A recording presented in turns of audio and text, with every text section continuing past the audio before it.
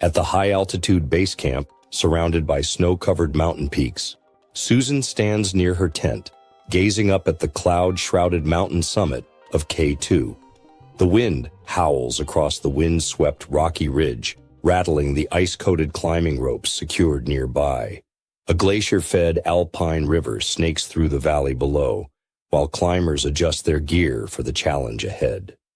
Beyond them, a steep vertical ice wall glistens in the morning light, its surface marked by the sharp edges of past ascents.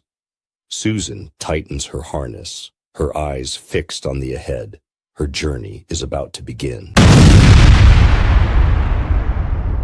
A high-altitude base camp is a base camp that is located at high altitude. Snow-covered mountain peaks are peaks of mountains covered with snow.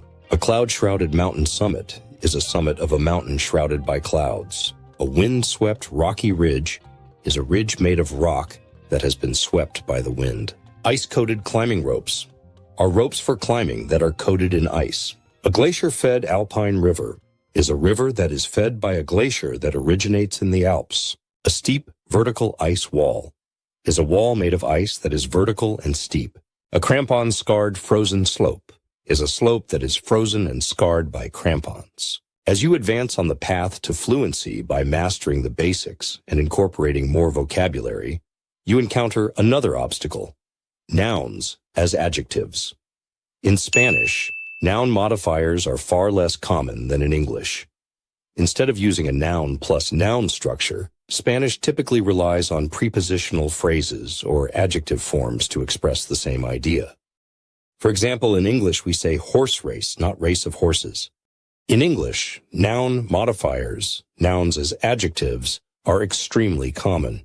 They appear in at least 70 to 80% of cases where two nouns describe a single concept, such as car door, coffee shop, business strategy. In contrast, Spanish speakers tend to use prepositional phrases about 90 to 95% of the time instead. This structural difference is one reason Spanish speakers learning English often struggle with noun modifiers, because their instinct is to use of constructions instead. Today we're tackling nouns as adjectives, a powerful tool that helps you speak English more naturally. Let's start simple. A noun can act as an adjective when it describes another noun. Examples: coffee shop, a shop that sells coffee; business meeting, a meeting for business; car engine, an engine for a car. The first noun tells us what kind of thing we're talking about. Just like choosing the right tool for a task, picking the right noun makes a big difference. You might wonder, why don't we say shoe store or tickets office? That's because in English, when a noun is acting as an adjective, we usually use the singular form. Sometimes we need more than one noun to describe something, just like in problem solving, where every extra step adds more clarity. Each noun in a phrase adds more detail. Mountain Rescue Training Center. Type plus, purpose plus, activity plus, main noun. Other examples: company sales strategy, strategy for the company's sales; professional football training camp, a camp for training professional football players; college entrance exam preparation course, a course to prepare for entrance exams for college. Just remember, the main noun always comes last, and everything before it adds more details. Sometimes when a phrase gets confusing, we use hyphens to clarify the meaning. Examples: man-eating shark, a shark that eats men, versus man-eating shark, a man eating a shark. 6-month contract, a contract that lasts 6 months. Noun modifiers might seem tricky at first, but like any skill, they become second nature with practice.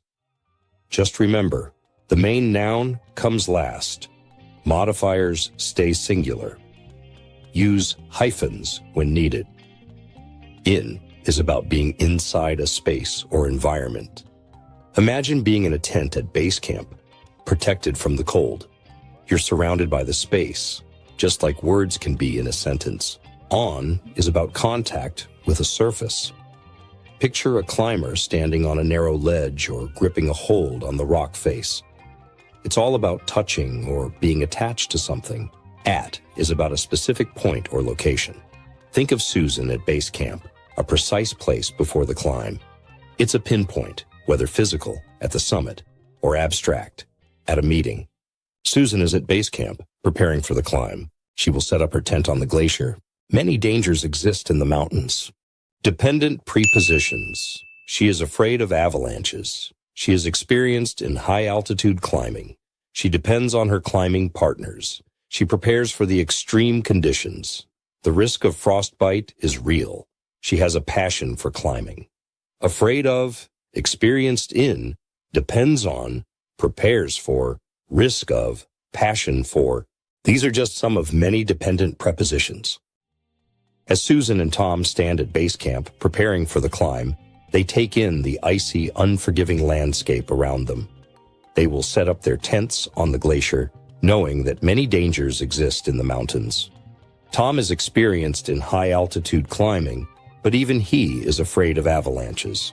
Susan, always methodical, depends on careful planning and her climbing partners, including Tom, to stay safe. Together, they prepare for the extreme conditions ahead. The risk of frostbite is real, but so is their shared passion for climbing.